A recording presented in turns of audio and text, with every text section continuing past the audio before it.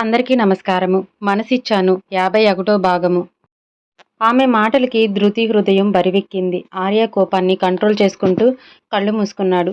తన చేతి పిడికిలి బిగించాడు. ఎదురుగా ఉంది వసు అయి ఉండకపోతే వారి పరిస్థితి ఏంటో అతనికి మాత్రమే తెలుసు. అయితే ఇప్పుడు ఏమంటావు మమ్మీ అని తన రూమ్ చెక్ చేయించు.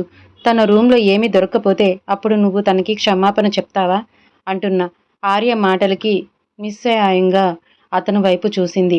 ఏంటి మమ్మీ అలా చూస్తున్నావు? మనం ఒక మనిషి మీద నింద వేయటం చాలా సులువు, కానీ అది రుజువు చేయటం ఎంత కష్టమో తెలుసా?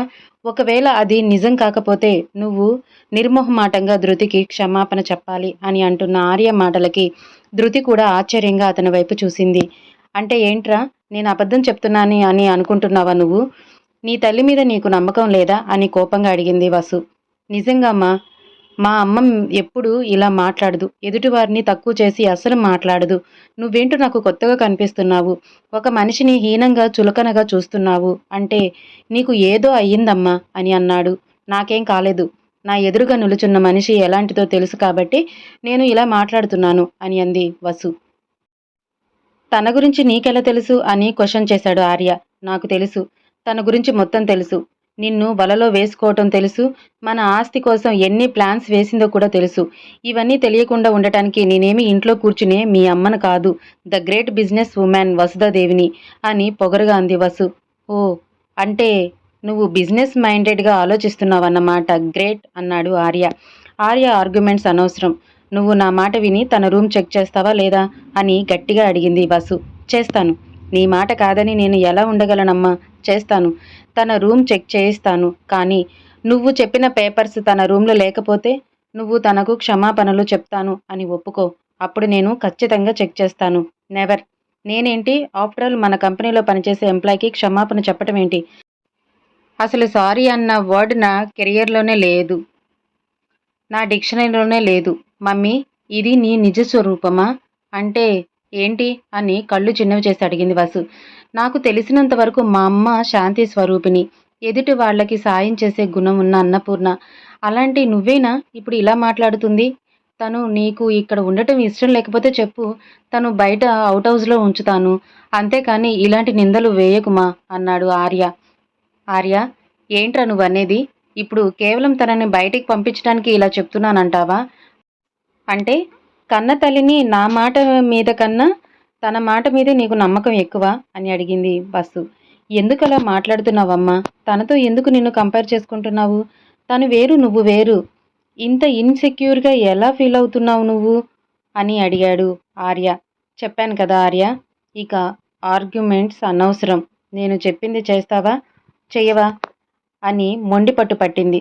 సరే, చేస్తాను అని ఆర్య అనగానే ఆమె కోపం కాస్త చల్లబడింది. ధృతి మాత్రం జరిగిందంతా బొమ్మలా చూస్తూ నిల్చుండిపోయింది. అతను వాళ్ళ అమ్మతో తన కోసం ఇంతసేపు ఆర్గ్యూ చేయటమే ఆమెకి ఆశ్చర్యంగా అనిపించింది. వసు పని వాళ్ళని పిలిపించి ధృతి రూమ్ని చెక్ చేయమని చెప్పింది. ఇద్దరు పనివాళ్ళు ధృతి ఉంటున్న రూమ్లోకి వెళ్ళి ఆమె లగేజ్ అంతా చెక్ చేశారు. ఎంతసేపటికి ఏమీ దొరక్కపోగా ఆఖరికి తన బెడ్ కింద కొన్ని పేపర్స్ కలెక్ట్ చేసుకొని బయటకు వచ్చారు. వాళ్ళ చేతుల్లో పేపర్స్ చూడగానే ధృతి ఏమీ పెద్దగా రియాక్షన్ ఇవ్వలేదు. ఎందుకంటే వసు అంత పట్టు పట్టినప్పుడే తను ఏదో ప్లాన్ చేసిందని తనకు అర్థమైపోయింది. వసుకి సంతోషంగా ఉంది. ఆర్య కూడా ఎలాంటి రియాక్షన్ లేకుండా నిలుచున్నాడు. అక్కడ పనివాళ్ళు ఆ పేపర్స్ తీసుకొచ్చి వసు చేతిలో పెడుతూ, ఇదిగోండమ్మా, ఆ అమ్మాయి గారి బెడ్ కింద ఇవి దొరికాయి అని ఇచ్చారు. ఇక మీరు వెళ్ళండి అని పనివాళ్ళని అక్కడ నుంచి పంపించింది వసు. చేతిలో ఉన్న పేపర్స్ ఆర్యకి చూపిస్తూ, ఏంటివి ఆర్య? ఇప్పటి వరకు తన ఏదో ఉత్తమరాలని మాట్లాడుతావు కదా, మరి ఇవి తన రూమ్లోకి ఎలా వచ్చాయి అని సూటిగా ప్రశ్నించింది ఆర్యాని. ఆర్య మౌనంగా ఉన్నాడు. ధృతి వైపు తిరిగి, ఇప్పుడేమంటావు? అసలు నా రూమ్లోకి ఏం పని ఉండొచ్చావు? ఇవి ఎందుకు తీసుకొని వెళ్ళావు అని ప్రశ్నల వర్షం కురిపించింది ధృతికి. నాకు తెలీదు. ఈ పేపర్స్ నా రూమ్లోకి ఎలా వచ్చాయో నాకు తెలీదు అని మొండిగా సమాధానం చెప్పింది ధృతి. కళ్ళ ముందు కనిపిస్తూనే ఉన్నా కానీ ఇంకా బుకాయిస్తావు ఎందుకు? ఈ పేపర్స్ దొంగిలించి ఏం చేయాలనుకున్నావో చెప్పు అని కోపంగా అడిగింది వసు. మమ్మీ, ఏంటి నువ్వు మాట్లాడేది? ఆర్య, నువ్వు సైలెంట్గా ఉండు. మనుషుల్ని ఈజీగా నమ్మలేము. అసలు ఈ పని ఎందుకు చేసిందో తెలుసుకొని అని అంది. మీరు ఎన్ని అడిగినా నేనేం సమాధానం చెప్పలేను. ఎందుకంటే ఇవి నేను తీసుకోలేదు, తీసుకోలేదు అని అరిచింది ధృతి. నువ్వు ఎంత అరిచినా నిజం అబద్ధం అయిపోదు. నాకు తెలుసు ఎప్పటినుంచో నీకు ఆస్తి మీద కన్నుంది. వీటిని ఎలా దక్కించుకోవాలో అర్థం కాలేదు. నా కొడుకుని వలలో వేసుకున్నావు. అది అది కుదరక వాడి దగ్గర సెక్రటరీగా చేరి మెల్లగా ఇంట్లోకొచ్చావు. ఎన్ని ప్రయత్నాలు చేసినా నీ చేతికి చిల్లి గవ్వ రాకపోయుండేసరికి ఈ పేపర్స్‌ని కాజేసి వీటిని మార్చేసి ఆస్తి మొత్తం నీ పేరు మీదకి మార్చుకోవాలనుకున్నావు. ఇదే కదా నీ ప్లాన్ అని అంటున్న వసు వైపు విస్మయంగా చూశాడు ఆర్య. మమ్మీ, నేను ప్రేమించిన అమ్మాయి ధృతి అని నీకు తెలుసా అని నమ్మలేనట్టుగా ఆమె వైపు చూస్తూ అడిగాడు ఆర్య. వసు ఆర్య వైపు చూస్తూ నాకు తెలీదు అని అనుకుంటున్నావా? నిన్ను వదిలేశాను అనుకుంటున్నావా? ఆర్య, నీ చుట్టూ ఎంత ప్రొటెక్షన్ పెట్టానో నాకు మాత్రమే తెలుసు. నువ్వు ఇంటికి దూరంగా మాత్రమే ఉన్నావు. కానీ నీ ప్రతి కదలిక నా కనుసన్నల్లో మెదులుతూనే ఉంది అని అంటున్న వసు వైపు విచిత్రంగా చూశాడు. చెప్పు, ఈ పేపర్స్ తీసి ఏం చెయ్యాలని నీ ఉద్దేశం? మమ్మీ, ఈ విషయం తర్వాత. అసలు ధృతి విషయం నీకెలా తెలిసింది? తెలిసిన తర్వాత కూడా నువ్వు ఇలానే ఉన్నావా? నా ప్రేమ విషయం తెలిసి కూడా అని ఏదో ఆలోచనలో ఉండిపోయాడు ఆర్య. నీ ప్రేమ విషయం తెలిసి ఎగిరి గంతేయాలా? ఈ బికారి దాన్ని తెచ్చి నీకు దానికి పెళ్లి చెయ్యాలా? రాత్రనక పగలనక మీ నాన్న మధ్యలోనే వదిలేసి వెళ్ళిన ఈ ఆస్తిని కాపాడుకోవటానికి నేను ఎన్ని తిప్పలు పడ్డానో తెలుసా? పడిపోతున్న మన కంపెనీని పైకి తీసుకురావటానికి ఎన్ని నిద్రలేని రాత్రులు గడిపానో నీకు తెలుసా? ఎంత కష్టపడి తల్లి లేని నిన్ను కన్న తల్లి కన్నా ఎక్కువగా చూసుకున్నా నాకు మీ నాన్న మిగిల్చింది ఏంటో తెలుసా అని అంటున్న వసు వైపు ఉలిక్కిపడి చూశాడు ఆర్య. వసు మాటలకి ధృతి మౌనంగా మారిపోయింది. తనలో రేగే ఎన్నో ప్రశ్నలకు సమాధానం దొరికింది ఆమెకి. ఆర్య తనే వింటున్నాడు అర్థం కాక అలానే వసు వైపు చూస్తుండిపోయాడు. వసు కొత్తగా ఉంది. చిన్నప్పటి నుంచి తన కళ్ళ ముందు మెదిలిన అమ్మ కాదు తను ఇవాళ చూస్తుంది. తనకి బోలెడు ప్రేమ పంచిన తన కన్న తల్లి కాదు. తనకు మరో రూపం ఉన్నట్టు మాట్లాడుతూ ఉంటే అతని హృదయం ఒక్క క్షణం ఆగి కొట్టుకుంటుంది.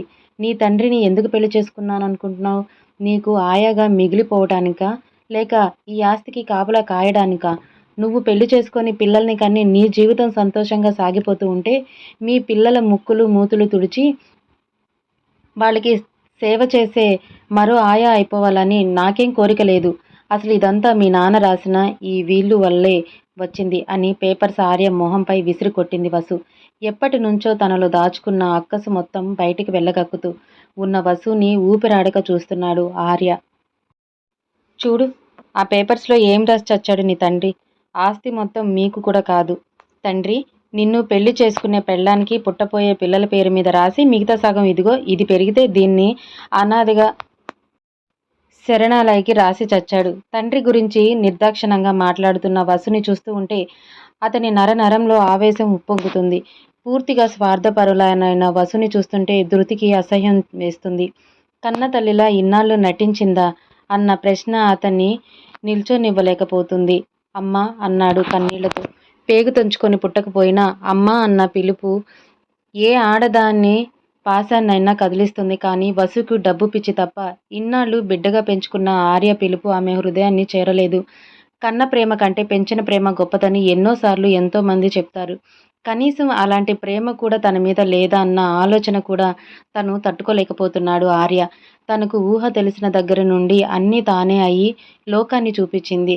తనపై ఎంత ప్రేమ కురిపించింది, ఎంత కరుణ చూపించింది.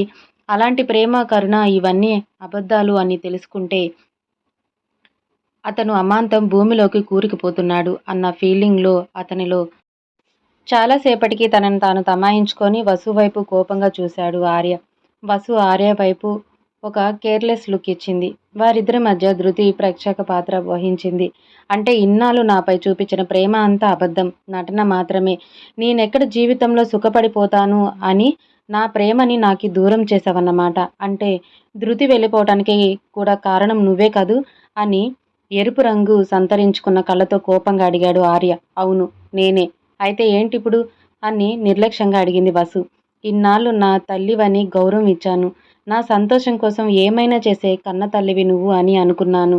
కానీ నువ్వు నాకు కన్న తల్లివే కాదు అని తెలిసినప్పుడు ఇక నీకు గౌరవం ఇవ్వాల్సిన అవసరం నాకేంటి? నీ మాటకి తల వంచాల్సిన అవసరం కూడా నాకు లేదు అని వేగంగా మెట్లు పైకి